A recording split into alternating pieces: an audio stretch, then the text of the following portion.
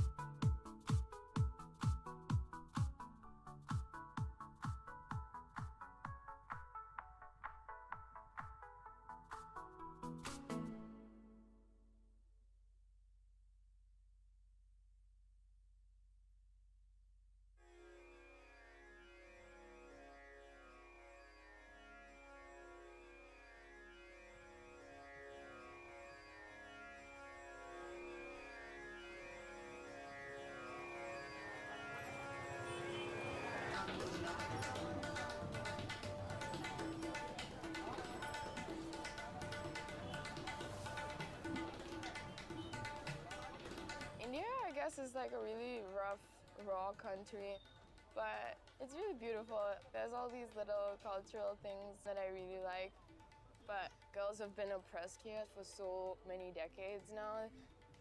They're expected to like be girly and like do all this girl stuff. So that's what I really like about skateboarding, that it doesn't really have those set rules. I have this thing called Girl Skate India.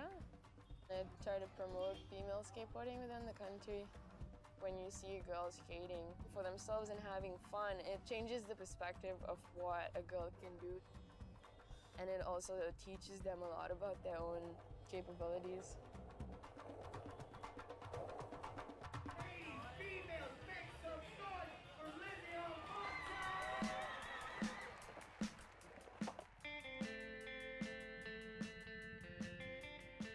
We just got to Bangalore, India. So we're going to the skate park right now. We're going to be messing with concrete, and we're going to teach a girls' clinic. Lizzie's one of the best female skateboarders right now. She's done amazing things for the female skate community. Dude, I didn't expect to be doing this straight off the plane. Here we have no mercy, jet lag or not. When the girls had heard that Lizzie was coming to do a workshop with us, they were stoked because they grew up watching her videos.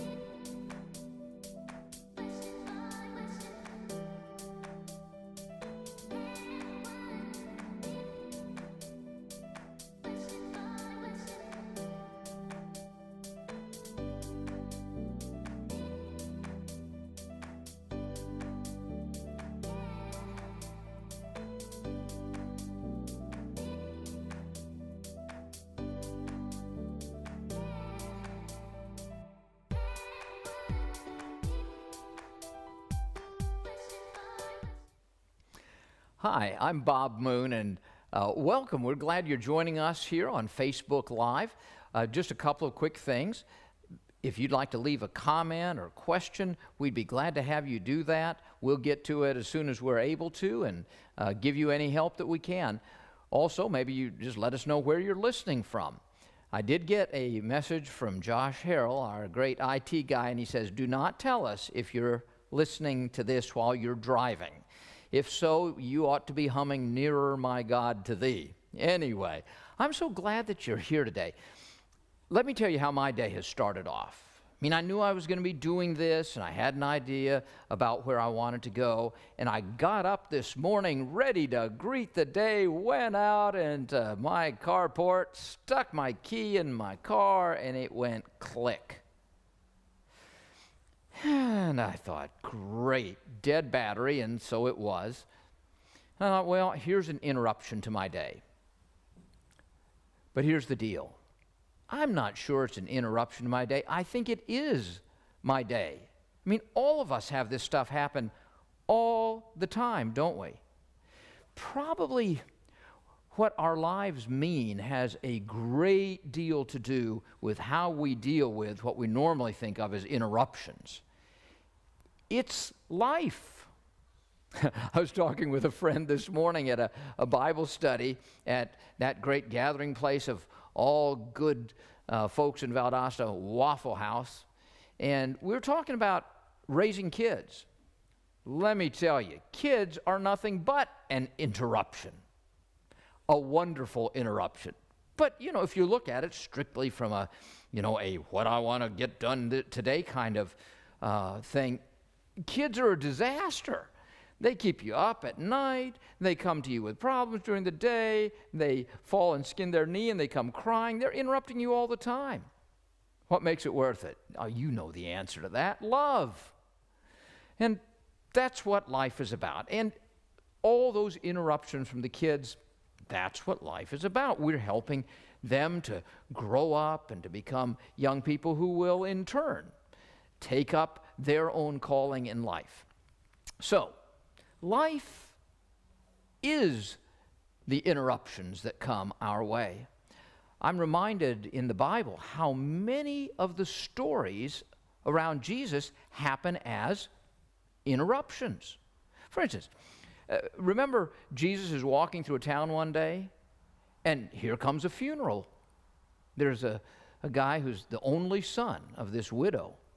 Now he's dead. I mean, she is without hope and, of course, grief-stricken. That's an interruption. What's Jesus do? Well, he raises him from the dead. How about another time? Jesus is walking through the town, and there's this blind guy. And he can't see, but he can hear. There's a crowd going by, and he said, hey, what's going on? Oh, they said Jesus is coming by. Jesus, he says. And he starts hollering out, Jesus, Son of David, have mercy on me. And the crowd tries to shut him up. Said, he's got important things to do. What they missed was the interruptions to Jesus are the important things. And so Jesus stopped and he helped the guy and gave him his sight back. I mean, how incredible is that? He wasn't a nuisance to Jesus. That's why Jesus came. And Jesus was trying to get the crowd who could see, but couldn't see, if you know what I mean. They could see with their earthly eyes, but the eyes of their spirit were just dull and dead. And Jesus was telling them, look, I've come to give sight to the blind, hope to the hopeless. So the interruptions, that's why Jesus came. And I mean, we can go on story after story. I love the story in Mark chapter 2. It's one of my all-time favorites in the Bible about the fellow who was paralyzed. You know, when you're paralyzed, you can't go anywhere. And this poor guy, we don't know how long he was paralyzed, don't know any of the circumstances. We just know he was paralyzed. He was stuck where he was, couldn't go anywhere unless someone took him. And there were four friends who said, hey, we've heard about this guy named Jesus who can do extraordinary things. And they picked him up and they said, you can't get to Jesus and we can't heal you. But here's what we can do. We can take you to Jesus who can heal you. So they picked him up on a stretcher and four of them toted him off to, that, by the way, I never knew the word tote till I moved to Georgia. And I learned that great word. They toted him off to Jesus. And when they got him there, you remember how the story goes. There were so many people packed, not only in the house, but around the house, they couldn't even get through. So these guys climb up the stairs onto the roof, tear a hole in the roof, and let the man down. And Jesus heals him. I mean, what an incredible story. And Jesus forgives the guy because he realizes that the paralysis inside of him is as important or more important to heal his spiritual paralysis as his physical paralysis. Anyway, the Bible is just loaded with these kinds of stories. Well, so's our life. Our life is made up of interruptions that happen all the time. And we're just about our daily business. So I'm just going to take a wild guess here and say that 100% of those of us who are in this conversation right now hate waiting. I mean, sign me up on the hate waiting list. Who of us likes to get in the grocery line and you think, okay, this line's the shortest, and that person has one item that won't scan. And they have to send back to God only knows where, and finally somebody comes back. In the meantime, that long line next to you, they've all gone home, they've eaten lunch, and you're still waiting in line. I mean, we've all had that happen.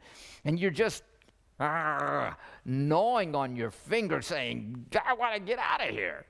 Well, we know what it's like to wait, and waiting is hard. But today, I want you to think about this. Waiting may be one of the most important things that we ever do. Here's what got me to thinking about this. We have just come through Holy Week. You know, you have Lent, the 40 days leading up to Good Friday and Easter. And by the way, I have to always remind myself, no, that does not actually add up to 40 days. It adds up to 47 days. And I think, okay, now why is that? And why do we always talk about 40 days? And the answer is we don't count Sundays during Lent. and that is because every Sunday is a small resurrection day, so we don't count those days. Anyway, so we come through this time of preparation, and then, during Holy Week, we have special services. Often we'll have a Good Friday service. As we did this year, we had a community Good Friday service, and it was terrific. Ministered to my heart and soul. And then we had Easter Sunday. And I'm telling you, I'm not sure you can bungle Easter Sunday. It doesn't matter what happens. It's just a great day. And we celebrated the resurrection power, the resurrection presence of Jesus. It was marvelous. So, here's the deal. Saturday. What's going on Saturday? We don't hear anything about Saturday in the Bible. And the truth is, we hardly ever hear anything about Saturday in our church services. To be honest with you, I don't think I've ever had a Holy Saturday service. I said I'd never heard of one, and as soon as the service was over, a retired pastor friend of mine came and said, I know of one in a certain church, but they're scarce as hen's teeth. So let me ask you, what was going on during Holy Saturday? Well, we can't say for certain, but I am pretty sure of this. It was a day of despair for the disciples. They were heartbroken. They didn't know which way to turn. Now, we know the story, and we know Easter's coming, but they didn't. All they knew was Jesus was dead. The one glimpse we get into this is about the two guys who were walking on the road to Emmaus. And Jesus comes as he's resurrected and walks with them. Well, they say, they're so grief-stricken, they don't even recognize Jesus. But he talks to them, and hope begins to rise in their heart. He explains how the Messiah was meant to come and suffer, and how God was going to bring life. So they said, well, come and stay with us. And then the Bible has these incredible words. Jesus took the bread and he broke it and said, and he was known to them in the breaking of the bread. Gosh, I love that. There's sometimes that my heart breaks when I think that in some churches, people will say, oh, this is a communion Sunday, I think I'll just stay away. No, the church has always recognized that communion is a time when we don't just remember, but Christ is truly present with us in the bread and the wine. Our Roman Catholic friends believe that it actually becomes the body and blood of Christ. And we don't understand it quite that way, but we recognize this is a sacrament. Anyway, when Jesus broke the bread, all of a sudden their eyes were open. They thought, oh, we've seen that before. And hope was born, and they realized that Jesus was alive. Okay, so they go running back, and they meet the disciples, and they said, yeah, we've already met him, and yes, he's alive. So a lot of exciting things going on there. But what was happening Saturday? They were just grief-stricken. They were without hope. Now, let's be straight up about this. A lot of our life is spent in between times. Something started, but we don't know how it's going to work out. We're on our way someplace, but we're not sure the destination, how that's all going to work out. And we're in between. We're like in that Saturday. And frankly, sometimes those Saturdays are just discouraging. It looks like evil wins. The marriage goes on the rocks. Our business, our finances fail. A child rejects us and chooses to abandon Christ. We find ourselves in the midst of an addiction. There are so many things that can happen, and it looks like it's the end. Here's what I want to say to you. In between time means that we've started on something, and we believe it's going somewhere. That is our hope, and that is our firm assurance as Christians. So that's why we can meet the Good Fridays in our life and know there's an Easter resurrection hope that we can hold on to. It's coming because of Jesus. Jesus really did rise from the dead. I mean, Paul said, 1 Corinthians 15, now, if Christ did not rise from the dead, then you're not going to rise from the dead. And in fact, your faith is in vain, and you are of all people most hopeless. Well, then he goes on to say, but listen to these next two words. In fact, Christ has been raised from the dead. I believe that with all my heart. And because of that true resurrection, that true victory, you have hope, I have hope. And we can live knowing that in the in-between times, God is going to take us where we need to be. Now, we got something exciting going on in our home. We have our son and daughter-in-law and our daughter and son-in-law, and both of them are expecting. Our daughter-in-law is expecting a little girl, and our daughter is expecting twin girls. So this June, in about 2 weeks' time, we're going to go from 3 to 6 grandchildren. And Betty and I are so excited about it. My precious Betty can hardly wait. But I know 2 people who can hardly wait even more, and that is those young moms. They're saying, come on, kids. You know what? They're in the in-between time. They know the baby's coming. Baby's not here yet. But they are waiting. Now listen, they are waiting in expectation. Now here's where I want to get just really practical on this. Some of us are just waiting and whining. I hate to admit it. Sometimes that's been me. But there's a different way that we can wait. You know, there's a waiting that's just procrastinating, waiting and just sitting around and being gloomy. On the other hand, there is waiting with expectation and there's waiting with hope. Now that's how our girls are waiting. They know those babies are going to get here. And they're excited about that. So they're waiting with expectation. I know a good friend of mine. We just had Bible study together this morning at Waffle House. And he's finished one job, looking for the next. He's in between time. He understands about this. And you know what? He's not sitting around saying, okay, God, drop a job on me. Yes, he's praying, but also he is looking and exploring options. See, he's not just waiting around. He is waiting with expectation.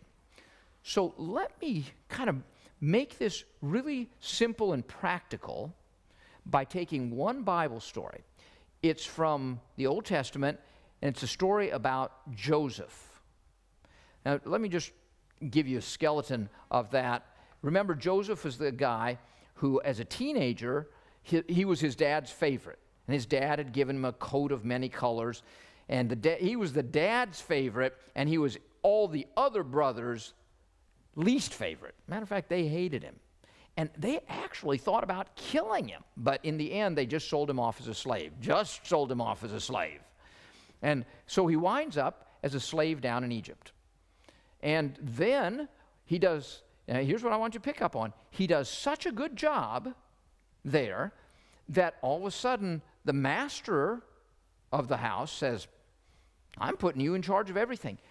Look, he was a slave, but he did his best because he was living out his godly character. His circumstances were total disaster, but that didn't affect his character. He did his best always, and master put him in charge. Well, we don't have time for the story, but the master's wife makes a false accusation against him, and he gets thrown into jail. Now, from every perspective, things have gone from bad to worse. So he's thinking, great, But you know what he does? He, again, lives as a person of godly character. His circumstances are terrible, but he lives in faith. And he lives out that character, does his best where he is. Where he is awful, but he does his best there. Does so well that the jailer just goes off on a Mediterranean cruise, so to speak. And guess what he does? He leaves the jail in charge of Joseph. Why? Because Joseph has the kind of character that will stand. And so, the jailer just comes back and collects his paycheck. Pretty good deal for him. But here's what I want to say. While things for Joseph went from bad to worse, Joseph never could have imagined, but he was one step away. We don't have time for the story, but God did something miraculous, and he became second in command, just under Pharaoh, over all of Egypt.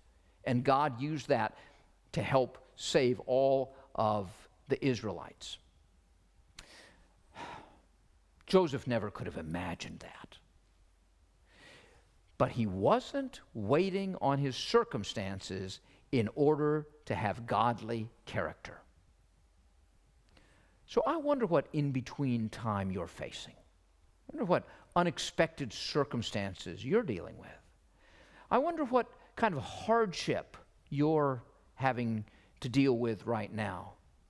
I wonder if there's something in your business or your marriage, your home, your personal life, your professional life, your community. There's something going on that is so difficult and you're in between.